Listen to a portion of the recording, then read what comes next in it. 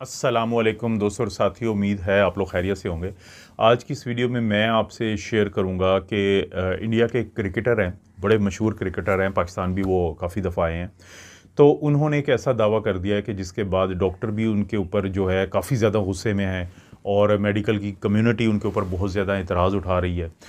वो उन्होंने दावा क्या किया है और इस वीडियो में मैं आपको एक तो उनके दावे का बताऊंगा और दूसरा साइंस का क्या तरीका है कि उनके दावे की हकीकत को जानने के लिए, तो वो भी मैं आपसे ज़िक्र करूँगा। उन्होंने दावा ये किया है कि उनकी जो वाइफ़ है, बेगम है, वो ख़ुद भी उनकी वाइफ़ जो है वो डॉक्टर हैं, वो गायनेकोलॉजिस्ट हैं। तो उनको आखिरी स्टेज का जो है वो ब्रेस्ट कैंसर था। इसका मतलब है कि ब्रेस्ट कैंसर की वो हालत थी कि जिसमें उनका जो कैंसर है वो फैला हुआ था जिस्म के मुख्तलिफ़ हिस्सों में। तो आज से पहले भी 1 साल पहले उनका कीमोथेरेपी हुई, सर्जरी हुई, रेडिएशन हुई, यानी पूरा जो साइंस का एक तरीका होता है उस हवाले से उनका वो किया गया और वो काफ़ी बेहतर हो गई। लेकिन उसके बाद दोबारा उनको रिकरेंस हुई, जो अक्सर कैंसर के केसेस में हो सकती है। तो जब पता चला कि उनको दोबारा वो फैल गया है, तो दोबारा से ज़ाहिर है कि कीमोथेरेपी है, जिस हद तक भी जो एक एलोपैथी का या साइंस का एक तरीका है मरवजा, तो इस्टेब्लिश्ड जो वे ऑफ ट्रीटमेंट है वो किया गया। लेकिन इसके बावजूद उनकी एक स्टेज ऐसी आ गई कि बकौल इनके, जिनकी वो वाइफ़ हैं और वो जो बहुत मशहूर क्रिकेटर भी हैं, फिर पॉलिटिशियन भी हैं और आपको पता है वो कॉमेडी के शोज़ में भी आते हैं, तो उन्होंने फिर कहा कि हमें डॉक्टरों ने जवाब दे दिया, डॉक्टरों ने हाथ खड़े कर दिए। ये उस वक्त होता है और अक्सर हम ये देखते रहते हैं कि जब हम फैमिलीज़ को कहते हैं कि हमने जो करना था कर लिया, लेकिन आपके मरीज़ की हालत अब ऐसी है कि बहुत कम चांसेस हैं कि सर्वाइवल के, तो बकौल उनके फिर उन्होंने वो तरीका इलाज जिसको जड़ी बूटियों का कह सकते हैं, जिसको हम आयुर्वेदिक भी कहते हैं, इंडिया पाकिस्तान में जो लोग रहते हैं, या हम उसको घरेलू तरीका इलाज, कि जिसमें उन्होंने फिर बताया कि उन्होंने फ़लाँ मसाले इस्तेमाल किए, फ़लाँ ऑयल, जैसे वो कहते हैं कि हमने कोकोनट ऑयल और जो ऑलिव ऑयल, जैतून का तेल है, उसको इस्तेमाल किया, हमने हल्दी को इस्तेमाल किया, काली मिर्च को इस्तेमाल किया। उन्होंने पूरे इंटरव्यू दिए हैं इस चीज़ को टारगेट करते हुए कि फ़लाँ फ़लाँ जो चीज़ हमने इस्तेमाल की। तो उसके बाद जो उनकी वाइफ़ हैं, जो ख़ुद में दोबारा मैं दोहरा दूँ कि एक डॉक्टर और गायनेकोलॉजिस्ट हैं, तो उनका कैंसर ख़त्म हो गया और पेट स्कैन एक स्कैन करवाया जाता है कि पॉजिट्रॉन इमिशन टोमोग्राफी है, जिससे पता चलता है कि कहीं पे कैंसर के ज़रात हैं कि नहीं, तो वो बिल्कुल क्लियर आया। ये उनका दावा है। अब इसके ऊपर काफ़ी ज़्यादा हलचल मच गई है, ख़ास तौर पे इंडिया और पाकिस्तान में, क्योंकि 2 राय हैं। एक तो वो लोग हैं जो हमेशा से इस चीज़ के कायल थे कि ये जो कुदरती तरीका इलाज है ये काफ़ी हद तक कारगर होता है और उसका सेंटर ये होता है कि कैंसर के आप सेल्स को शुगर ना पहुंचा के तो आप उनको भूख से मारते हैं। ऑटोफेजी इसे कहते हैं, ऑटोफेगी इसे कहते हैं, यानी कि साइंस की दुनिया में। तो ये तो काफ़ी ज़्यादा इस पे बात होती थी, लेकिन इनके इस पूरे बयान के बाद काफ़ी हंगामा मच गया।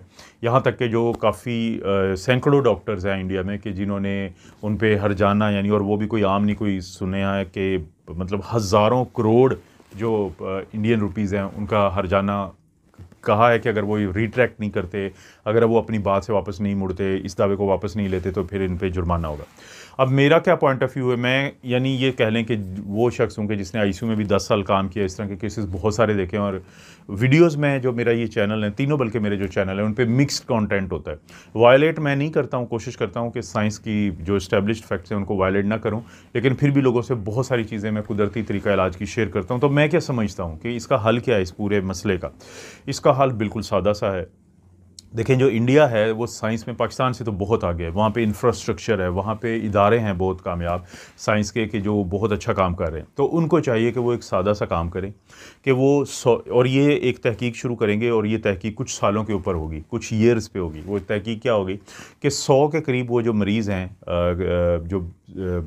ये जो ब्रेस्ट कैंसर के, और जैसे कि इनकी वाइफ को स्टेज थी, आखिरी स्टेज, तो उनको सिलेक्ट करें, उनको चूज़ करें, फिर उनको 2 हिस्सों में तकसीम करें, यानी 50-50 की कैटेगरी में तकसीम करें।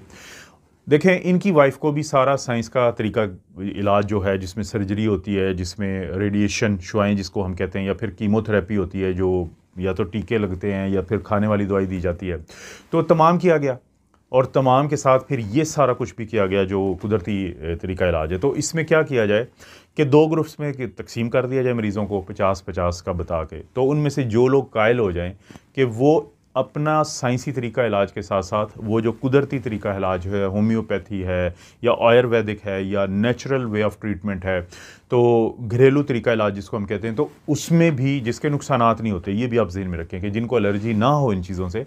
अब देखें, आपका खाना बाकी तेल में नहीं पकेगा, उस जैतून के तेल में या कोकोनट ऑयल में पकेगा कि जो कोल्ड प्रेस हो, कि जिसको यानी बहुत ज़्यादा केमिकल प्रोसेसिंग से ना निकाला गया हो। अब इसका क्या नुकसान हो सकता है? आपके खाने में हल्दी डलती है, टर्मेरिक, आपके काली मिर्च डलती है, शुगर अगर किसी को काम दी जाएगी तो फ़ायदा ही है। हमें पता है इस आम चीज़ों का, तो आम यानी फैटी लीवर और बाकी चीज़ों में फ़ायदा होता है।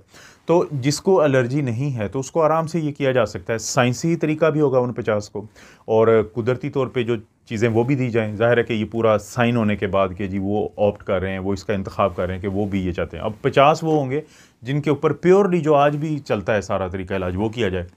अब फिर कुछ साल की जो मैंने बात की थी, 4 साल, 5 साल, 8 साल, 10 साल बाद, उसके बाद फिर नतीजा निकाला जाए कि 100 में से 50 मरीज़ जो एक कैटेगरी में थे, फिर दूसरी कैटेगरी में थे, तो कितने जो मरीज़ हैं वो किस ग्रुप में ज़्यादा बेहतर हुए हैं। ये एक इब्तदाई स्टडी हो सकती है। इसमें अगर तो देखें, या तो कोई फ़ायदा नहीं होगा या फिर ये कि कुछ फ़ायदा होगा। अगर तो कोई फ़ायदा नहीं होता तो अभी तक तो साइंस यही समझती है कि इन चीज़ों का कोई फ़ायदा नहीं है। लेकिन अगर पता चलता है कि नहीं, वो लोग जिनको साथ कुदरती तरीका इलाज जो दूसरा साइंसी तरीका इलाज के साथ किया गया तो उनको फ़ायदा हुआ काफ़ी हद तक, यानी कि इसको कहते हैं कि सिग्निफिकेंटली आपको जो है वो फ़ायदा हुआ है। अगर ऐसा हो जाता है तो फिर एक बड़ी स्टडी की जा सकती है, फिर हज़ारों लाखों लोगों पे ये स्टडी की जाए, और फिर इस तरीके से साइंस काम करती है। हमारे पास जितने भी हम ये इलाज हमारे सामने आता है तो इसी तरीके से होता है कि फेजेज़ होते हैं कि क्लिनिकल जो की जाती हैं स्टडीज़, तो इनके फ़ेज़ 1 है, फ़ेज़ 2 है, ट्रायल्स होते हैं इनके, यहाँ तक कि जो हम बाज़ार से लेके आते हैं दवाइयाँ, इनमें से बाज़ दवाइयाँ जो हैं वो क्लिनिकल उनका ट्रायल चल रहा होता है फ़ेज़ 4। और बहुत सारी ऐसी शुगर की बड़ी मशहूर दवाइयाँ हैं कि जिनकी वजह से फिर आगे ग्लिटाज़ोन ग्रुप्स की दवाइयाँ थी कि जिसकी वजह से फिर हार्ट फेलियर हुआ, दिल के यानी कि अटैक हुए, दिल के मरीज़ों को नुकसान हुआ, तो उसको फिर बाद में वापस ले लिया गया। तो इसी तरीके से ये जो दावा है इसको परखने का साइंस का तो यही तरीका है, और जब तक ये नहीं किया जाएगा उस वक़्त तक दावे और मुतज़ाद दावे होंगे, क्योंकि साइंस में कोई और तरीका नहीं है इस चीज़ को साबित करने का कि कोई भी जो इन्वेंशन हुई है, ईजाद हुई है, तो उसका लोगों को फ़ायदा होता है या नुकसान होता है। बिल्कुल आप एक ट्रायल करते हैं, और यहाँ पे क्योंकि वैसे तो साइंस में जो सबसे मुत्तफ़िक एक ट्रायल होता है उसे कहते हैं कि randomized double blind controlled studies, कि एक तो आप मरीज़ों को चूज़ करेंगे कि 100 में से किसी एक को आप देंगे, किसी को नहीं देंगे, जो ख़ास तरीका इलाज होता है। और डबल ब्लाइंड का मतलब होता है ना मरीज़ को पता होता है और ना ही उसके यानी कि जो डॉक्टर उसको इलाज कर रहा होता है, ना उसके घर वालों को, किसी को नहीं पता होता। सिर्फ एक ग्रुप होता है जो इसको कंडक्ट करता है स्टडी का, उसको वो पता होता है। सबसे बेहतरीन तो इसको समझा जाता है, लेकिन शायद ये और प्लेसिबो कंट्रोल्ड होता है कि सबको बताया जाएगा कि आपको जैतून के तेल का खाना मिल रहा है और फ़लाँ चीज़ मिल रही है, लेकिन एक्चुअली वो नहीं मिल रही होगी। इसे प्लेसिबो कहते हैं कि उस जैसी कोई चीज़। लेकिन अगर ये ना भी मुमकिन हो तो जैसे मैंने शुरू में कहा, तो वो उस तरीके से एक ट्रायल करें, और अगर नहीं करेंगे तो फिर जिस तरह तुहमात होती हैं, जिस तरह हम कहते हैं कि मिथ्स होती हैं, तो वो हर वक्त इसलिए होती हैं कि साइंस पे उनको नहीं परखा गया होता, और जब परख लिया जाता है तो फिर एक पेपर शाया होना चाहिए जो साबित करे कि ये दावा सच है या झूठा है। जिसकी सबसे बड़ी मिसाल दे देता हूँ कि एक सना मक्की बड़ा मशहूर हुआ था जब कोविड आया था, जो कि बेसिकली कब्ज़ की दवाई है, कि जी ये तरीका इलाज है, लेकिन जब वहाँ पे स्टडी की गई पता चला कि ये कुछ भी नहीं है, इससे सिर्फ डायरिया हुआ था लोगों को। तो दोस्तों इसलिए इसको मैं यही मशवरा दूंगा, ये तरीका है, बाकी सब बातें हैं, इसको अभी कुछ भी नहीं कहा जा सकता कि ये फ़ायदा देती है या नहीं देती है। हाँ, अपना अपना पॉइंट ऑफ व्यू होता है।